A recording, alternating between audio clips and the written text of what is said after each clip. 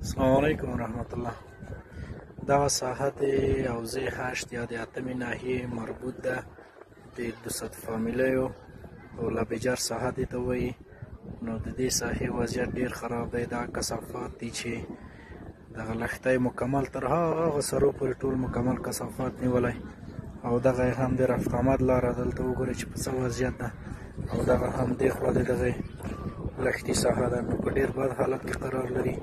د ښاروالۍ د 8مې ناحیې نه مو دا تقاضا ده چې د دغه ساحې غم وخوري. نو خلک په ډېر مشکل دي ورسره، او دا خو تاسې هم پوهېږئ چې ساحه ډېره مریضۍ او مشکلاتو سره خلک مخ کېږي. نو د مربوطې ناحیې نه مو تقاضا دا ده چې د دې ساحې غم وخوري. ګوره دا کوم ځای کې چې روان یم دا یو پیاده رو ساحه ده. نو تاسې وګورئ چې دلته ماشومان، زنانه، دا خلک تېرېږي راتېرېږي چې دا په خپله ټول د امراضو نه ډک دي.